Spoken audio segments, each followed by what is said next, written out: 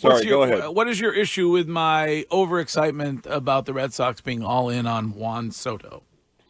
Yeah, I wish I could be with you on this one, Greg, but I honestly don't think that the Red Sox, will do that, and I don't think that would be a good situation, a good contract situation for them. I kind of take the opposite side. I'd rather have them make 3 or 4 big moves in free agency to upgrade their team rather than throw all the eggs in one basket, because I have a feeling that's where the Red Sox are. So I have moves that I'd like them to make rather than Juan Soto. And I can understand that he's an awesome player. He's a Hall of Fame level player, but they're going to have to sign him to 14 years at $50 million annual average value. It's going to be something insane. They have the money. That's the way they used to do business. Yeah, but they're still paying Manny Ramirez. That's the way they used to do business here. I do agree with you. I agree with you. But when they had Manny Ramirez, they didn't have a collective bargaining tax, and John Henry wasn't on the committee, the reform committee, like Curtis refers to. They don't do that. They had to get pressured into the Devers contract. They gave away bets because of that situation. I don't think they're going to do it. I'd rather have them make 4 or 5 moves. They have $65 million against the CBT. I'd rather have them spend. I have 3 or 4 things that I'd love them to do rather than that. I just don't think that they act that way anymore. So like Max Fried or like Blake Snell, something like that. Yeah, I think they need to do. And the other thing about Soto, Greg, that you need to understand is that the Ohtani thing, think about the off-the-field revenue that came with the Ohtani deal, right? Juan Soto doesn't have that.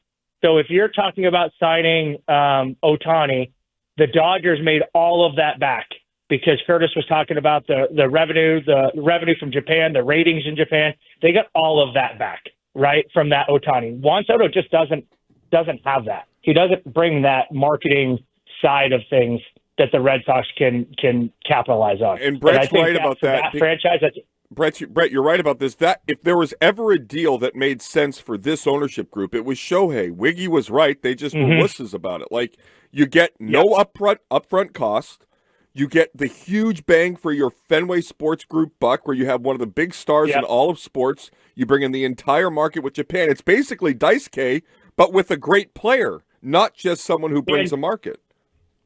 And this ownership wouldn't be on the hook to pay him because of the deferment and the money. Right. And Soto's not going to take the deferment, right? So Juan Soto's going to want his money. I think Juan Soto's going to want a majority of that money up front. So, Greg, he's the best hitter in Major League Baseball. Like, how do you not want that guy on your team? Whatever it costs. I didn't say that I didn't want him. I just don't think the Red Sox are wired that way anymore, right? I don't think they're going to pay $50 million for one player for 14 years. Why are they bothering to fly out there then this week? I think they want to be in the mix, and I think they want to present themselves as being a true player. But I think when it comes down to it, I just think Steve Cohen's going to overpay. But Brett, I think Steve Cohen's going to come in at the end. Yeah. From the fan perspective, aren't we sick and tired of them being in it? Like, I can't listen to another report of they were in it, but then they just lost out. Yeah, I think you're right. But I think, Courtney, what fans want, I think the fans want a winner, right? Like, I think the fans, they've built themselves a really, really good, solid foundation. And now it's time to go. Now it's time to sign. If they were to trade for what I think is the top trade target on the market, which is Garrett Crochet. If they trade for Garrett Crochet, it's going to cost you a Marcelo Meyer, a Wilyer Abreu. It's going to cost you probably both of those guys to get Garrett Crochet. He is a fantastic pitcher. And then you go out and you sign a top free agent pitcher. You're putting yourself in position to make the playoffs and potentially be a World Series finalist. That's those two moves right there, the pitching side of things, in my opinion, make the Red Sox a really, really viable candidate to make a strong push. And that's what fans want. Fans want sustained success. So if you can do it, and if you can sign 2 pitchers or trade for a pitcher and sign a pitcher, plus you have the young nucleus that they're coming up, I think that's what, at the end of the day, Coco, fans want winners. So you want, right? And if they can see, Yeah, Wiggs? No, I was going to say, so you want like a guy like what's his name? Corbin Burns? Is that his name? Yeah, he's awesome. Yeah, but Burns aren't you going to have to awesome. pay? Aren't you going to have to give him like a 7-year, $170 million deal? Yeah, I think he's going to take about 210, and I don't want Corbin Burns. I think he's 30 years old, and I think it's bad business paying pitchers that are 29, 30 for 7 or 8 year deals. I think it's just bad business. So that's why I put all my focus on the Garrett Crochet, who's 26 years old. He's got 2 years of team control left, and you sign him to a contract that is a little bit team control, but it's going to be a big contract, right? He's gonna take a lot of money, but he's 26, and that's the alluring thing about Juan Soto that I think people are loving. He's like 25, 26, right? So you'll have him if you're talking about a 14-year deal and he's 25 years old. You're going to have him until 40. So Wiggy, I don't think signing Corbin Burns, who's going to be a $200 million player, I don't think it's good business signing a 30-year-old pitcher who's some of his numbers were starting to decrease this year. That's just what happens with older starting pitchers. So, Courtney, I think at the end of the day, I think Red Sox fans want winners. And I think one of the cool things about the Celtics right now is that you can see kind of a younger core of players that are together, right? And you can kind of build around that. And I think that's what the Red Sox are trying to do with these young prospects. Now I just think it's time to supplement those young guys by adding 2 or 3 really, really quality high-end starting pitchers. And I think you're going to put yourself right in the mix for 5 or 6 years. Thanks for the buzzkill, Baseball Brett. Yeah. Baseball. You're welcome. Call you Buzzkill Brett. Right. Like the Red Sox love to get young hey. players and build them up and then send them off. That's what they like to do. Wow. Right. Yeah, well, we got a new regime here. And, thank you, and tell Shime I still haven't forgot about the bet. Yeah, that's right. I'm happy to pay up whenever I'm asked. Yeah. All right. There's Baseball Brett. But I feel like Wait, Courtney, what did you say the Red Sox like to do? They like to build up young players and then sell them off. Oh, I can't believe that Greg hates their business model. I mean, geez.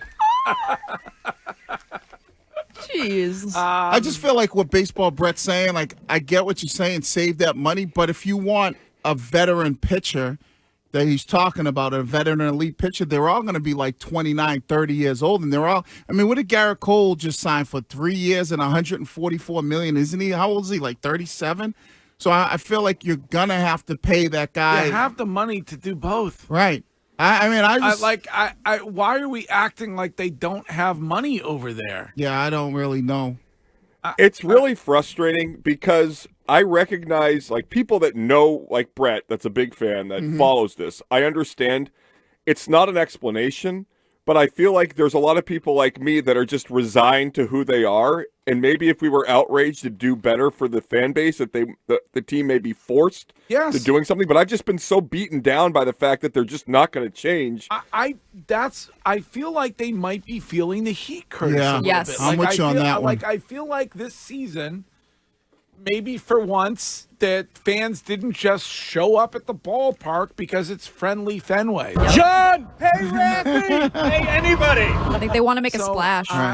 So and you're kind of locked in a little bit, maybe with an advantage, if indeed the Red Sox have been Juan Soto's favorite team since he was a kid and he loved David Ortiz. Like, you don't buy that? Not for a second. You hire Scott Boras to get the last dollar, and God love America for it. But he's not going to sign here because Big Poppy played here. And then you say that apparently Bradfo is reporting that David Ortiz is not going to the Juan Soto meeting this week. All right. I mean, he got a cell phone. All he got to do is call him and talk to Juan Soto. FaceTime is okay? Yeah, FaceTime is fine. But didn't everybody say, like, you look at the Dodgers, you look at the Yankees, like, you have to. The Yankees pay Garrett Cole and Aaron Judge. Right. Like, why can't you do that here? So you have to. Why not? Yeah, I agree with you. Like, I'm with you. I think that their feet are being held to the fire in the sense for the past couple of years they haven't done anything. So now they have to make a real splash where fans are excited when spring training rolls around because you actually. Dubs in the Twitch chat says Fenway was still selling out. So what is the quote unquote heat that they've been feeling Fenway was not selling out all this season. Like that's not true. I was there. It was not. And so you can argue that all you want. Yes, the fans, there have been a considerable amount of fans who have remained loyal and like to go to the ballpark because it's July and it's a Wednesday night. That's always going to be true. But it's not, they have got to be feeling some pressure when it comes to revenue and to interest. Like, I mean, And Juan Soto helps you with that. The interest level of signing a guy like Juan Soto completely... It immediately changes the narrative. Right. And it shows that you're serious about saying that you're going to spend, you're ready to bring this team back to greatness. Like, it gives fans that hope again. And I want to know where the money from the concerts at Fenway Park goes. Is that a totally separate, account? Because I don't want to hear about their revenue being down when you have Post Malone, you have concert after concert banged out there. They have plenty of cash. Oh, they got cash. I don't think anybody thinks. I mean, they might say that otherwise, but we know that they got plenty of cash. And then what it does for your organization, fan interest, but it also makes your team better. If you're talking about you need somebody to protect Raffy Devers or help out Raffy Devers, you add a guy like Soto to your lineup. I mean, now you got a really, really strong, third and fourth hitter. I mean, at some point you have to look around the market alone and say the attention is clearly on the Celtics, right? Yes. Yeah. The Patriots are, they have Drake May and they have a future. Yeah, they're in the back. You're back behind. burner. You're behind. I think if you're looking at next season after, you're behind the two of them. Yep. Right now. It's when it comes to interest. Right, but that's why I said what the Patriots and Red Sox, it's all about who makes the biggest offseason splash. And that's why the offseason is going to be critical for both of them. The Drake May, we love that. But if the offseason splash for the Patriots is not big, now we're like, well, are you going to get this guy help? Same with the Red Sox. Like the offseason splash, Alex Cora did not re-up for 3 more years to just manage a team that is, a bunch of young guys that's going to take a rebuild. And I finally found some info on this from October 4th. John Tomasi, NBC Sports Boston, noted that the Boston Red Sox NESN TV ratings were down 25% in the 25 to 54 demographic this season off of the 2023 season, which was down, and attendance was down about 12,000 a game. So yeah, there's no interest. That's from his story.